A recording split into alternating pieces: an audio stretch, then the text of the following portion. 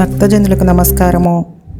శ్రీ గణేశాయ నమః, శ్రీ సరస్వత్యై నమః, శ్రీ పాదవల్లభ నృసింహ సరస్వతి, శ్రీ గురు దత్తాత్రేయాయ నమః. శ్రీ దత్తదర్శనం గ్రంథంలోని 6వ సంపుటి ధర్మకీర్తి, మొదటి అధ్యాయం భద్రశీలుడు. స్వామి దగ్గరికి వెళ్ళి ఆశ్రయించటం వరకే మన వంతు. ఇక ఆయన్ని మనం మర్చిపోతామేమో కానీ ఆయన మనని ఒక క్షణమైనా మర్చిపోడు. ఆయన్ని మనం విడిచిపోతామేమో కానీ ఆయన మాత్రం మనల్ని లోకాంతరాల్లోనూ జన్మాంతరాల్లోనూ కూడా విడిచిపెట్టడు. మనం తప్పు చేసి భ్రష్టులమైన చివరికి ఆయననే తిరస్కరించినా సరే ఆయన మాత్రం మనల్ని విడిచి తనకు పట్టలేదని ఊరుకోడు. స్వామి కరుణ అలాంటిది. ఇలా ఉంటే నమ్మశక్యంగా ఉండదేమో కానీ భద్రశీలుడు కథ వింటే మనకు అపనమ్మకం తొలగిపోతుంది. నర్మదా నది తీరాన మనోహరమైన మహర్షాశ్రమం ఒకటి ఉండేది. అక్కడ గాలవుడనే ఒక ఆయన పరమశాంతుడు తపస్సు చేసుకుంటూ ఉండేవాడు. ఆయనకు కొంతకాలానికో కొడుకు పుట్టాడు. వాడికి భద్రశీలుడని పేరు పెట్టి ముద్దుగా పెంచుకుంటున్నాడు ఆయన. ఆ పిల్లవాడు మెల్లిగా తప్పటడుగులు నేర్చుకునే రోజులు వచ్చినాయి. తప్పటడుగులతోనే దేవుడింట్లోకి వెళ్ళి దేవుడి విగ్రహాలకు ఎదురుగుండా కళ్ళు మూసుకుని కూర్చునేవాడు. ధ్యానం చేస్తున్నట్టుగా కదిలేవాడు కాదు, మెదలేవాడు కాదు. తల్లిదండ్రులు చూసి నవ్వుకునేవాళ్ళు. తండ్రి పోలికేనని ముద్దు చేసేది తల్లి. మాటలు రావడం మొదలుపెట్టినాయి. ఆ ముద్దు మాటలతోనే కేశవ, నారాయణ, మాధవ, గోవింద అని 24 నామాలు పలికేవాడు. ఒక అత్త లేదు, ఒక తాత లేదు, అమ్మ లేదు, నాన్న లేదు. ఎప్పుడూ కేశవ, గోవింద. అదే పాట, అదే ఏడుపు. ఆడుకునే ఈడు వచ్చింది. తోటి ఏడు పిల్లలతో జత పెట్టుకోనే లేదు. ఎప్పుడూ ఏకాంతంగా ఉంటాడు.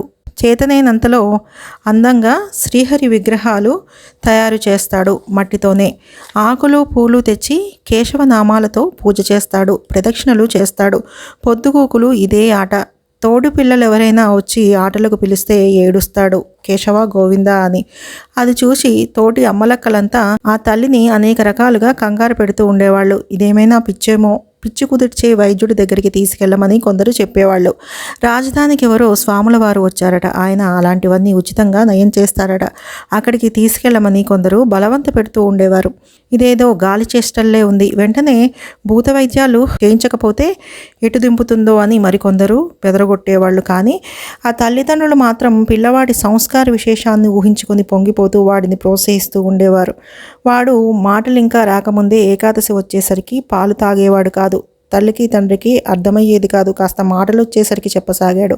ఇవాళ ఏకాదశి, నాకు బువ్వ వద్దు అని. అది నీకు కాదురా అని ఎన్నో చెప్పారు తల్లి తండ్రి. వాడు ససేమీరా ఒప్పుకునేవాడు కాదు. పైగా ఆ రాత్రంతా నిద్రపోకుండా హరే రామ హరే రామ, రామ రామ హరే హరే, హరే కృష్ణ కృష్ణ కృష్ణ హరే హరే అని పాటలు పాడుతూ కూర్చునేవాడు.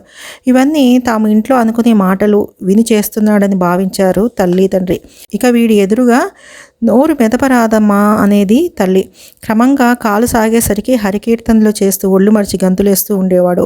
ఒకనాడల హరికీర్తనలలో ఒళ్ళు మరిచి గంతులేస్తున్న పిల్లవాడిని చూసి ఆనందం పట్టరానదైపోయింది వెర్రుబాగుల తండ్రికి. ఆయన పిల్లవాడిని గట్టిగా కౌగులించుకుని ముద్దు పెట్టుకుని, మా నాయనే, మా పుణ్యం కొద్దీ పుట్టావురా. సరే కానీ ఇలా ఉండాలని నీకెవరు చెప్పారా నాన్న? ఇంత చిన్నతనంలో ఈ ఏకాదశి వ్రతం ఎలా అబ్బిందిరా నీకు? ఎప్పుడు చూసినా హరినామమే తప్ప మరొకటి పలకని ఈ దీక్ష నీకెలా కుదిరిందిరా నా కన్న తండ్రి అని అనేక రకాలుగా ముద్దు చేశాడు. అలా చాలాసేపు ముద్దు చేస్తూ ఆ వరుసలో పూర్వజన్మలో నువ్వు ప్రహ్లాదుడివా ఏమిరా అన్నాడు మాట సామెతగా అప్రయత్నంగా. కాదు, ధర్మకీర్తి మహారాజును అన్నాడు పిల్లవాడు పుటుక్కున. ఉలిక్కిపడ్డాడు తండ్రి. ఏమిటి, నువ్వు ధర్మకీర్తివా, మహారాజువా? నీకెట్టా తెలిసింది? నిజమేనా? పరిహాసాలు కూడా నేర్చుకున్నావా ఏమిటి? గాలవుడికి కొడుకు మాటలు నమ్మటం కష్టంగా ఉంది.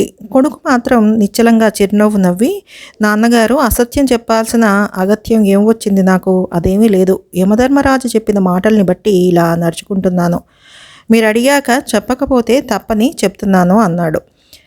గాలవముని విద్వాంసుడు, ఉత్తమ సాధకుడు. జాతి స్మృతి అనేది ఎంత దుర్లభమో ఆయనకు తెలిసినంతగా మనకేం తెలుసు. అందుకనే ఆయన అంతగా ఆశ్చర్యపోతున్నాడు. ఆయన మెల్లగా ఆశ్చర్యం నుంచి తేరుకొని, నాయన, నువ్వు చెప్పేదంతా ఇంద్రజాలంగా ఉంది. జాతి స్మృతి కలిగేటంతటి మహాయోగి మన వంశంలో పుట్టడం వల్ల నా జన్మ తరించిందనుకుంటున్నాను. నిన్ను పుత్రమోహంతో ముద్దులాడి అపచారం చేస్తున్నానేమోనయ్యా. ఓయి సిద్ధపురుష, నీ చరిత్రను, యముడు నీకు చేసిన ఉపదేశాన్ని కూడా నాకు చెప్పు. నేను కూడా కొంచెం పైకెళ్లే గతి కల్పించు అన్నాడు. మొదటి అధ్యాయం సంపూర్ణం. సర్వం శ్రీ గురుపాదారవిందార్పణమస్తు. శుభం భవతు.